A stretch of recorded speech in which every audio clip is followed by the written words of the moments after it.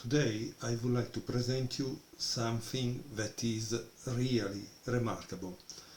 I love chess books, it's a fact, okay? But I also love chess sets. So when we have a chess book that has the same chess set that was used to play these tournament games, I think it's a match made in heaven.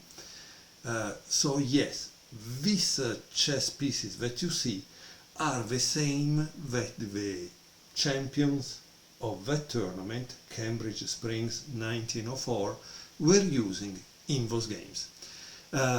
This tournament has some very important people. Lasker, the world champion, is one. Pillsbury, that was a champion of the Americas, is another. No, maybe you can see it better. They all have endless books, right? And there is also this unknown master, Napier. Napier, that is in this book we have all his games for this tournament. And of course we have the champion of Russia, the one that is the true patriarch of Russian chess, Mikhail Chigorin. And then, that you believe it or not, there is an unknown guy, Marshall, that in that time he was in 1904 a very young master but quite unknown. He wasn't the famous Frank Marshall that we know today as part of chess history. But can you imagine? He is the one who wins Cambridge Springs 1904. So this is a very important tournament. And if you don't believe me, look at this, because in the book there are images of the chess sets that was used. Okay, so we have in this book a lot of pictures of this chess set, so we have the chance to witness something amazing. Now, my interest is in showing you the games.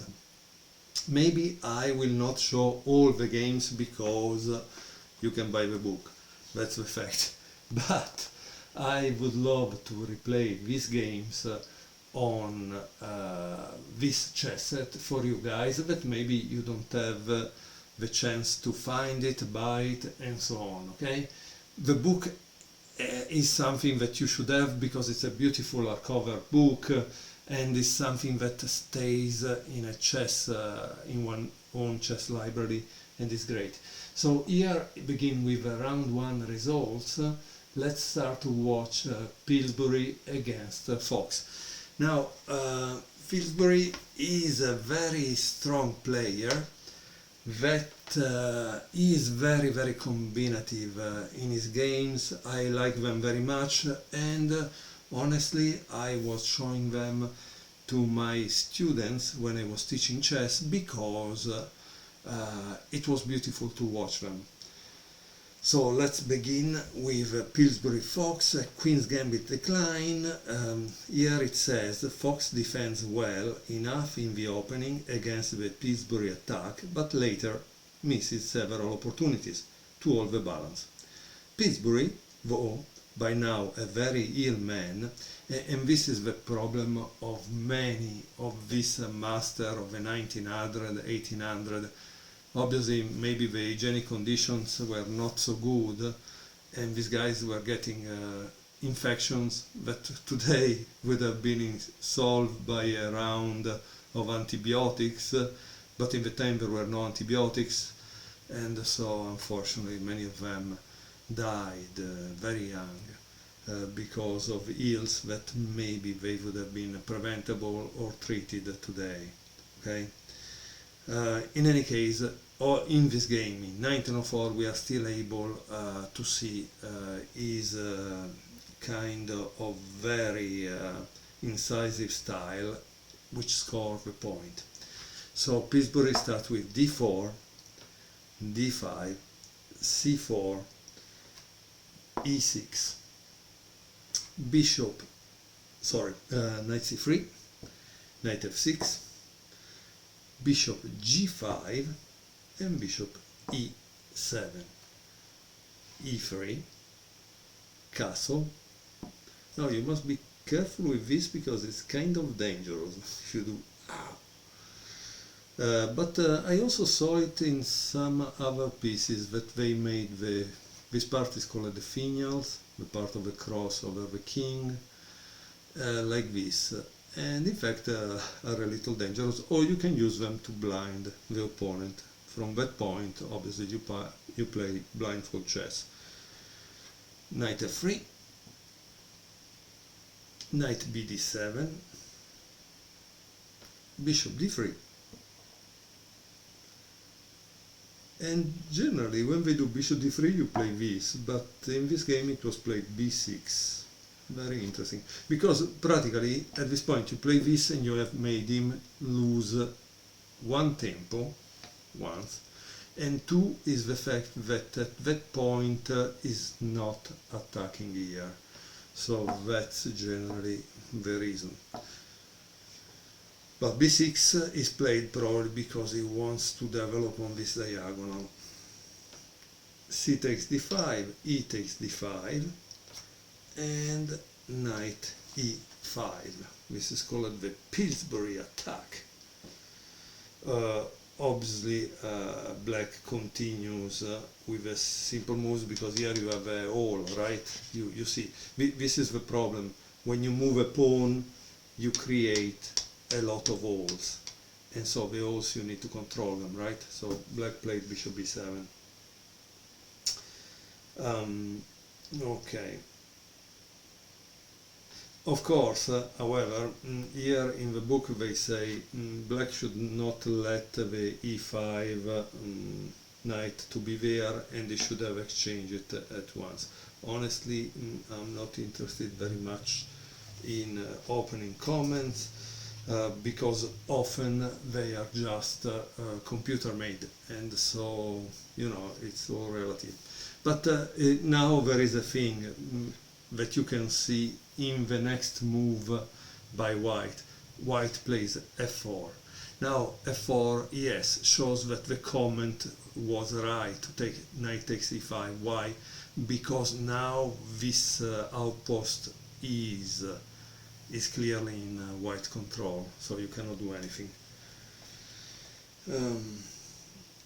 Okay, but let's see one thing, because I'm curious at this point. So it says it takes on e5, d takes e5, and knight g4.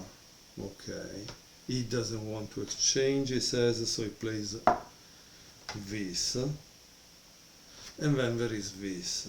Okay, that's kind of interesting. But can you guess what is white next move? Because this is a typical move, honestly. Probably that's why he played b6. And with the idea, he plays this, right? And you cannot touch this knight, because if you take, there is check, discovery check, and you lose the queen. So yeah, kind of very interesting situation. Very interesting situation. So f takes e5, bishop g3. Wow, interesting. Yeah. And here bishop b6, but then why b6 doesn't make any sense, right? Knight takes e7, black is losing the bishop pair, queen takes e7, and castle. Well, very interesting, I would say, and of course here it continues on and on. I understand, but I don't think you can calculate something like this over the board. That's why I say sometimes they are made by computer. Let me pause a second and return to the position as it was from where we started to analyze. Okay, we were in this position. This is called the Pillsbury attack, and black played bishop b7 instead of taking on e5.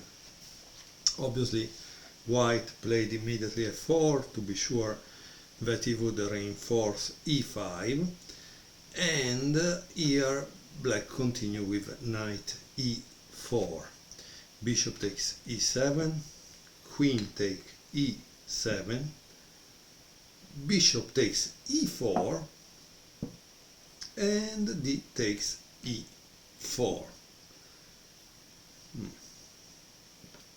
Castle, and here we have, obviously, here we have a problem, right?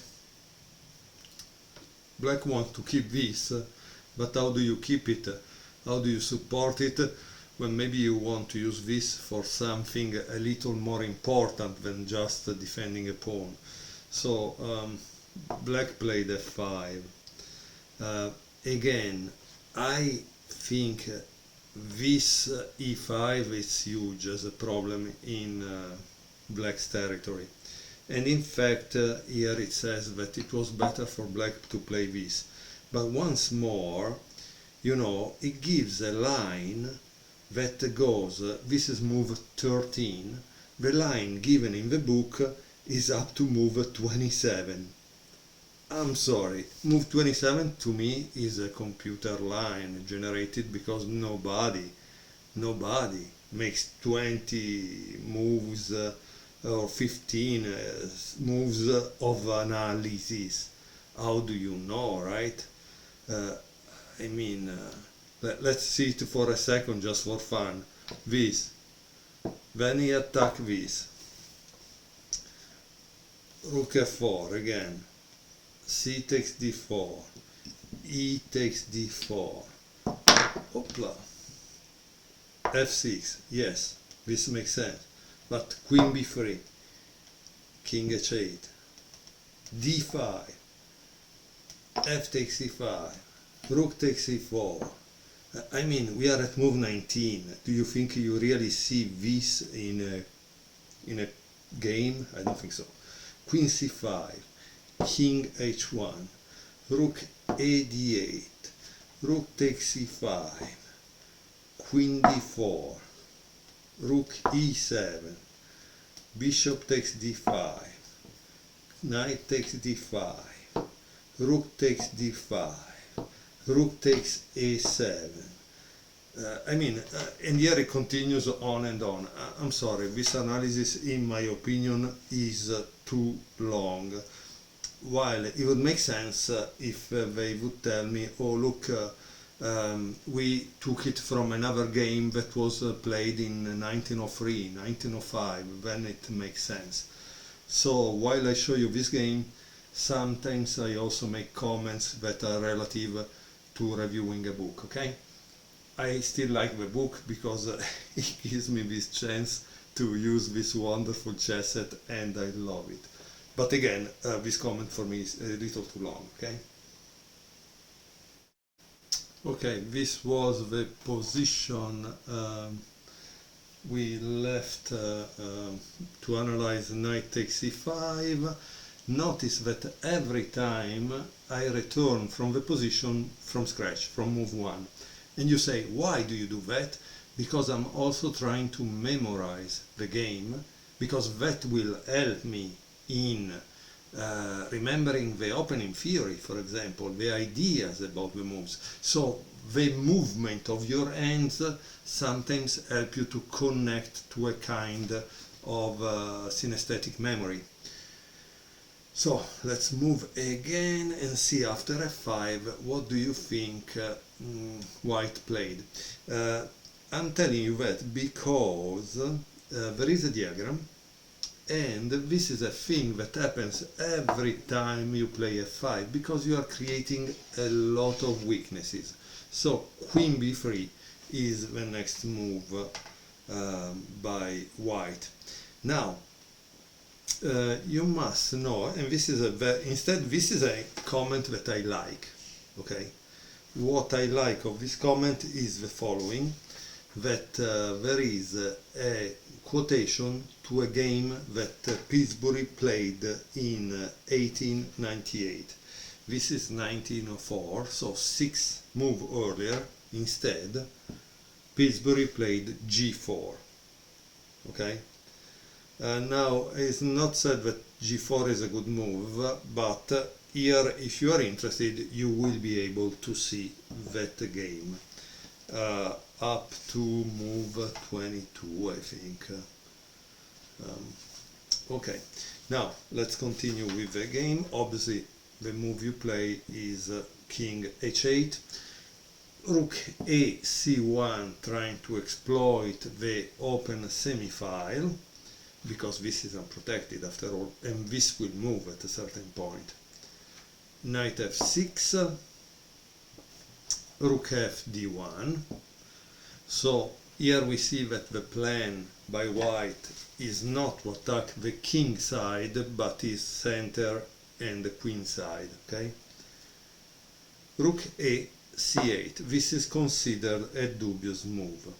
It seems it was better to play e6 and rook a d8. Rook a d8. That's interesting. And then knight d5. Okay.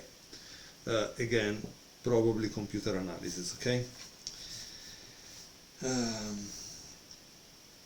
It seems, however, that this same opening was played up to here in round 4 against Pillsbury. So maybe we will watch also that game, because in round 4 it seems black played c6. So that's kind of interesting, right?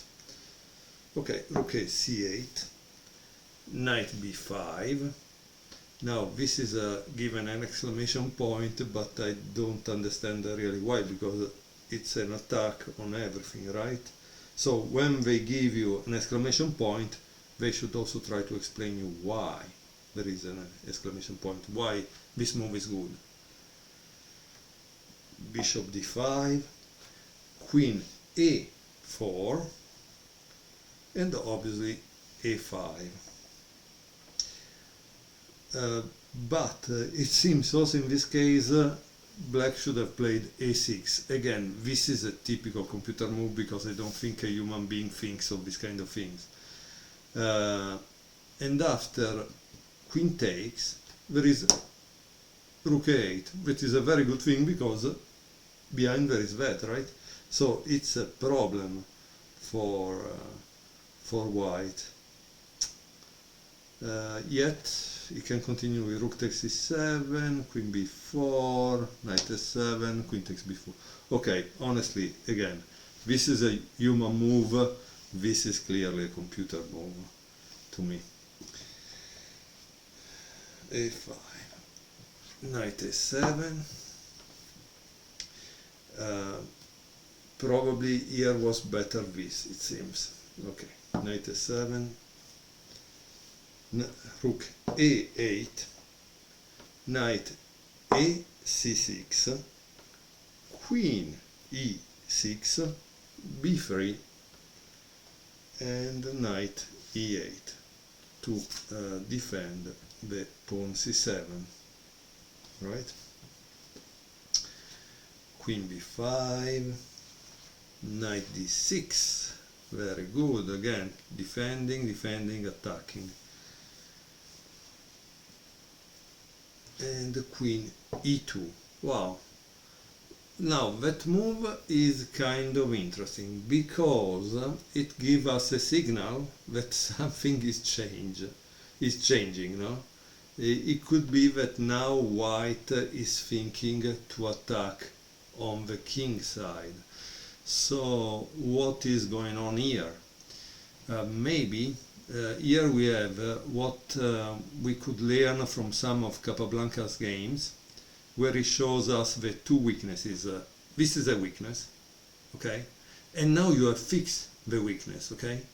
So once you have fixed the weakness, and you cannot go to do more than that, because you're not able to win it right away, or it wouldn't give you a big advantage because the opponent would take something from you. Then what you do is, when you have fixed this weakness, you create a new attack somewhere else that creates a second weakness, and that will make the position fall. So this, in my opinion, is what Pillsbury is doing here, okay? So we are at move 23, he played queen e2, and black played rook f6.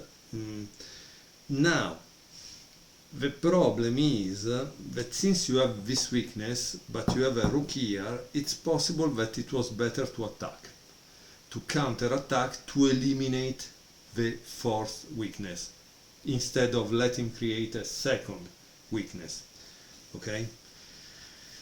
Okay, rook f6, queen h5, yeah. Doubling the rooks on the c file looks more promising, but the text move provokes the following error. What is the following error? That black played queen e8. Black should have ignored the white queen and continue, like I said, to play with a4. Yeah, that made sense. a4 is the move, but again, obviously he was afraid of this queen. Well, they exchange the queens, and white played a dubious move, that is knight d7. Once more, the author says you should double the rooks on the c file. Instead, he played this, and this is blundering a pawn, it seems. Can you see why? If you were white, what would you play at this point? In the game, it was played knight c e5. As you can see, it defends this and attack on f7 while discover this. Okay? Rook f e7, rook takes c7, and white has a good advantage at this point. But let's see what happens. Knight b5, rook c c1. Wow! This should have been a great move, and it didn't show it. Why? That's what it doesn't make sense. Oh, sorry, I made a mistake. Rook c c1. I thought rook d c1 would have been a great move because it keeps the 7, but yeah, it didn't make any sense. So forgive me for my mistake, because I was thinking that Pillsbury would give me some kind of crazy combination, and that's why I'm still waiting. Okay, rook e6, sorry for the mistake once more, okay? And he plays knight c4, bishop takes c4, b takes c4. Wow! So here we have practically a pass pawn at this point. So that's the big problem for black. Knight a7, rook b1. It seems that white could have win playing this. Okay, like I told you, it makes sense to attack. But let's see, rook b1. Knight c8, defending b6. Knight e5, king g8, and rook b5. So he's trying to double up on the b file. Rook d6, now he's trying to pile up to protect b6. Rook d b1, and here there is rook e d8.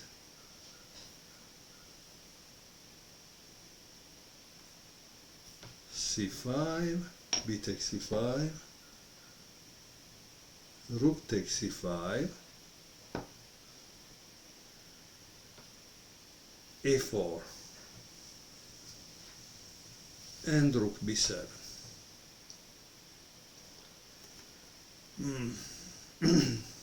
So now black played rook b6. Kind of interesting.